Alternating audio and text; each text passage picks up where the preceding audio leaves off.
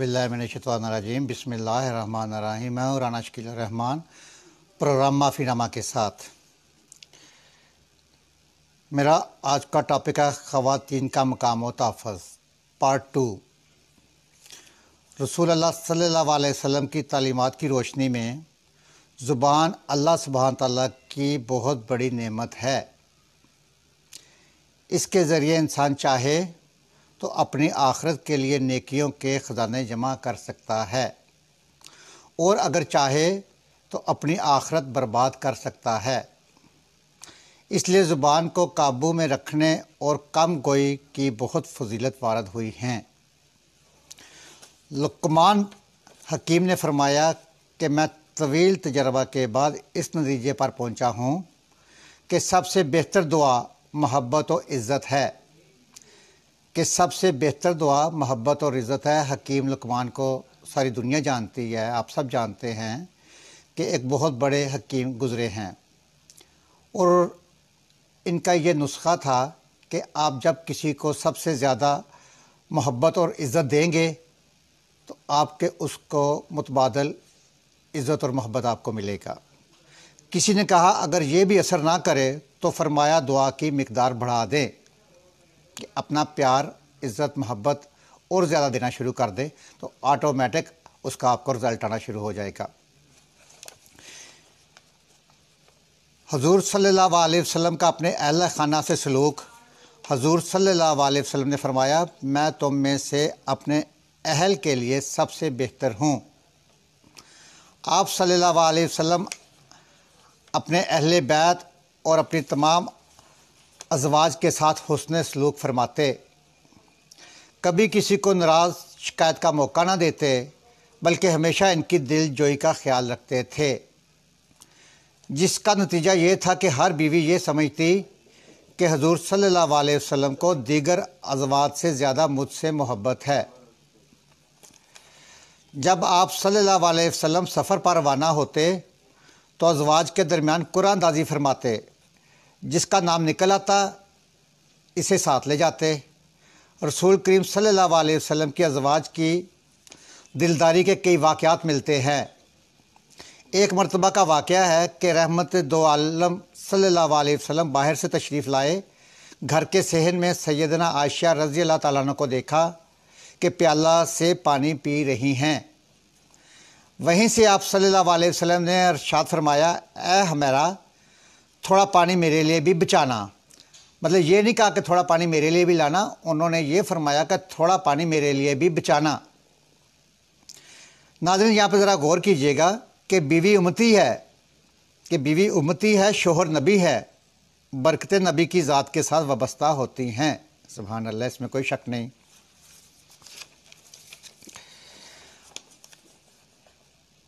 आप सल्लल्लाहु अलैहि वसल्लम अपनी रफ़ीका हयात के बचे हुए पानी को पीना चाहते हैं।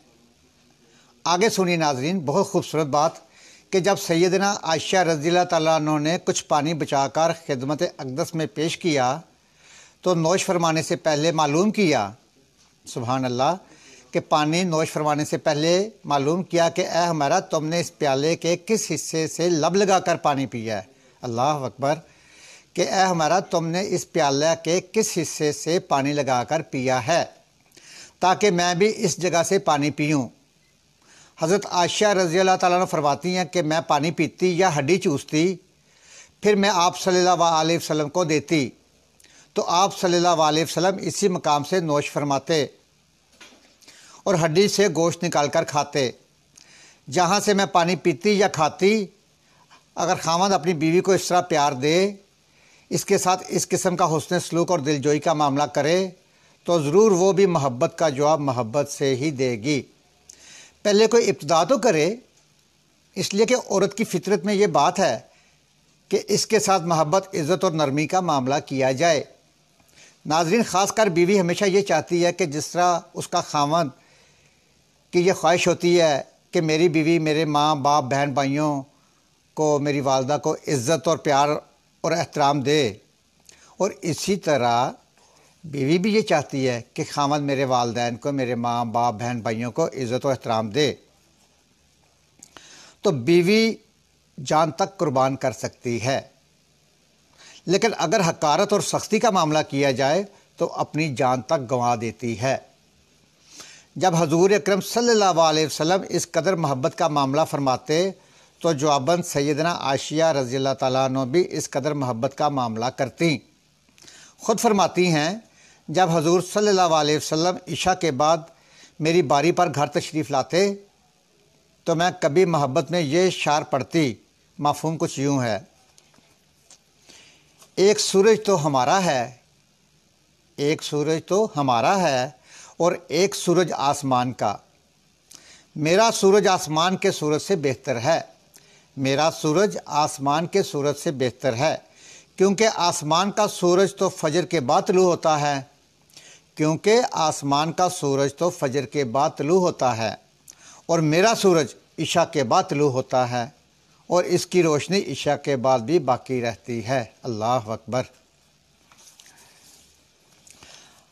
حضور اکرم صلی اللہ علیہ وسلم کی پوری زندگی ساری امت اور اس کے ہر فرد کے لیے نمونہ ہے۔ آپ صلی اللہ علیہ وسلم امت کو بتانا چاہتے تھے کہ اہل خانہ کے ساتھ اس طرح حسن سلوک کرنا چاہیے۔ آپ صلی اللہ علیہ وسلم نے خود بھی ایسا کیا اور امت کو بھی اس طرف متوجہ فرمایا۔ اس شخص کے بارے میں جسے حضور اکرم صلی اللہ علیہ وسلم بہتر قرار دے، اس سے زیادہ اچھا کون ہو سکتا ہے؟ یہی کیا کم فضیلت کی صنعت ہے کہ اللہ سبحانہ تعالیٰ ہمیں حسوہ رسول کریم صلی اللہ علیہ وسلم پر کامل عمل پیرا ہونے کی توفیق عطا فرمائے، آمین۔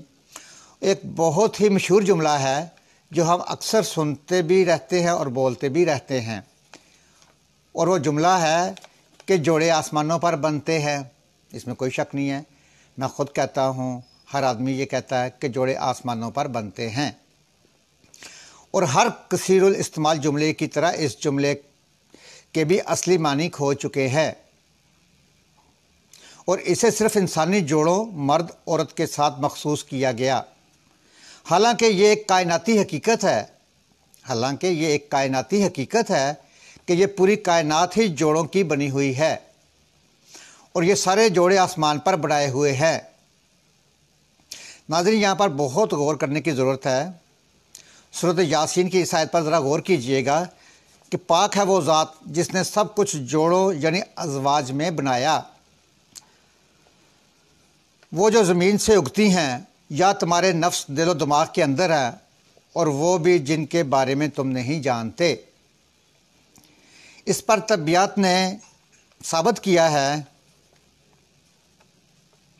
کائنات بھی انتشار اور ارتکاز کے جوڑے یا زوج کا نتیجہ ہے۔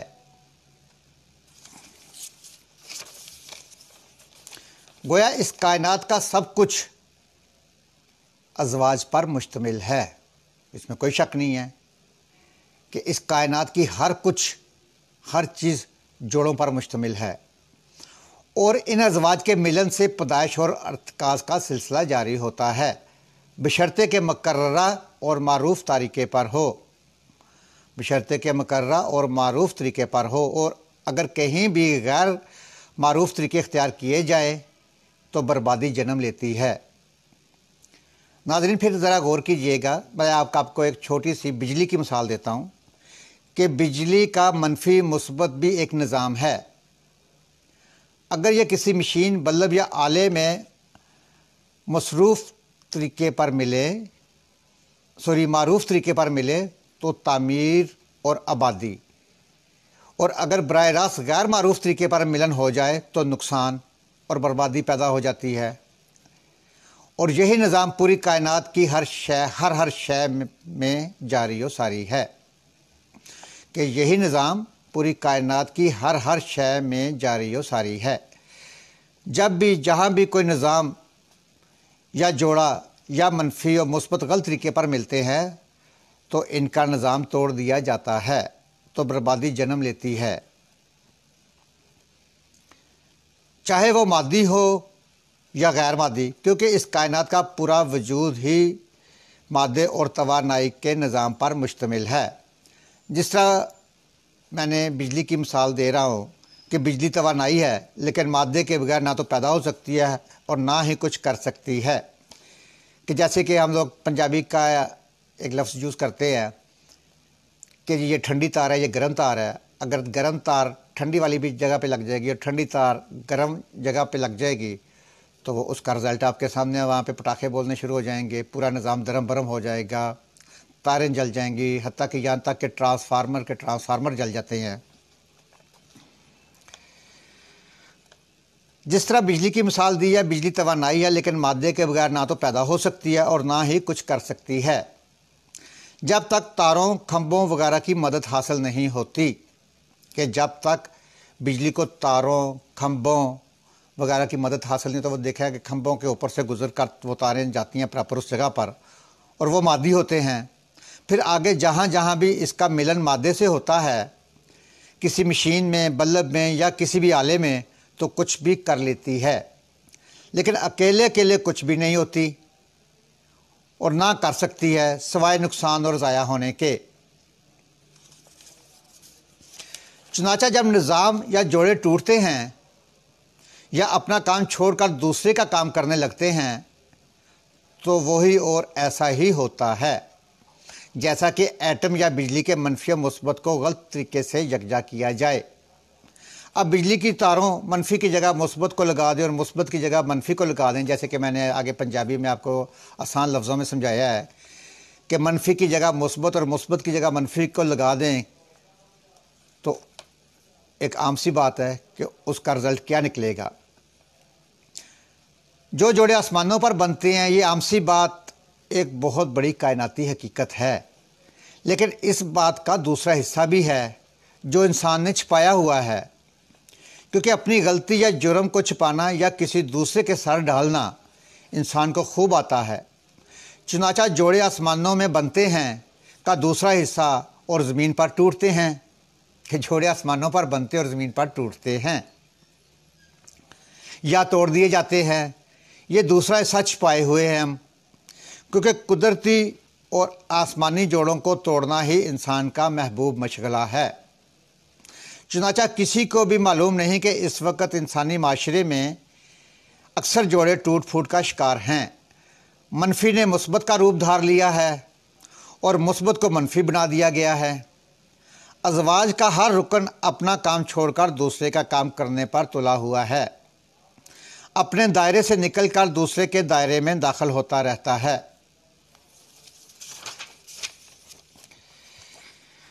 ناظرین، یہاں پر ایک دوسری مثال میں آپ کو پیش کرتا ہوں، بڑی خوبصورت مثال ہے اور اسے ذرا سمجھنے کی کوشش ہے، بڑا ایزی لفظوں میں آپ کو سمجھاؤں گا کہ اپنے پیروں کے جوتوں کو دیکھیے کہ آپ جو جوتے پاؤں میں پہنتے ہیں دونوں ہر لحاظ سے یکساں ہوتے ہیں، لیکن اگر آپ دایاں جوتا بائیں پیر میں پہنیں گے اور بایاں جوتا دائیں پیر میں پہنیں گے، پہلے تو یہ ہوگا نہیں، بلکہ اندھیرے میں بھی آپ کو پتہ چل جاتا ہے کہ نظام غلط ہو گیا۔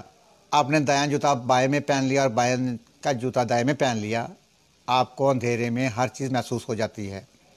اگر آپ کسی طرح زبردستی ایسا کر بھی لیں تو چلنا اگر ناممکن نہیں تو مشکل ضرور ہو جائے گا۔ ناظرین، یہ بات تو آپ مانتے اور سمجھتے ہیں کہ اگر آپ چلنا ناممکن نہیں لیکن مشکل ضرور ہو جائے گا، آپ سے 2-4 قدم بمشکل آپ چل سکیں گے اور نہ ہی تیز رفتاری سے آپ چل سکتے ہیں۔ ہو سکتا ہے شاید آپ گر بھی جائیں، حالانکہ دونوں جوتے بالکل یکساں ہیں، کوئی فرق نہیں ہے، لیکن ایک دائیں پاؤں کا ایک بائیں پاؤں کا ہے۔ اور اس وقت انسانی نظام میں عموماً اور ہمارے جیسے ممالک میں خصوصاً ہر نظام ٹوٹ چکا ہے۔ جوتے غلط پیروں میں پہننے کی کوشش کی جا رہی ہے اور پہنائے جا رہے ہیں، جس سے خرابیاں ہی خرابیاں پیدا ہوتی ہیں، بلکہ دونوں جوتے پھٹ رہے ہیں اور پھٹ چکے ہیں اور پھاڑے جا رہے ہیں۔ میاں بیوی کا یہ رشتہ اول بدل چکا ہے، دونوں اپنا اپنا کام چھوڑ کر دوسرے کا کام کر رہے ہیں یا کرنے کی کوشش کر رہے ہیں اور نتیجہ صاف صاف نظر آ رہا ہے۔ یہاں پر ناظرین میں آپ کو ایک خوبصورت صورت بلد کا ترجمہ بیان کرتا ہوں۔ اور زبان، یہ زبان اور یہ 2 ہونٹ، اور ہم نے اسے دونوں راستے دکھائے، زبان اور دونوں ہونٹ، اور ہم نے اللہ سبحانہ تعالیٰ فرماتے ہیں اور ہم نے اسے دونوں راستے دکھائے، پس وہ دین کی گھاٹی میں سے نہ ہو کر نکلا۔ ناظرین، یہ تھا میرا آج کا پروگرام پارٹ 2۔ اپنے میزبان رانا شکیل الرحمان کو اجازت دیجیے۔ اپنے گھر کا، اپنے شہر کا، اپنے خوبصورت پیارے پاکستان کی صفائی کا خاص خیال رکھے۔ اللہ سبحانہ تعالیٰ آپ کو ہمیشہ صحت و تندرستی والی لمبی عمر دے، آپ کی زندگی میں ہمیشہ خوشیاں ہی خوشیاں آئیں، اور اللہ سبحانہ تعالیٰ آپ سب کو پریشانیوں سے بچا کر رکھے، آمین۔ اللہ حافظ۔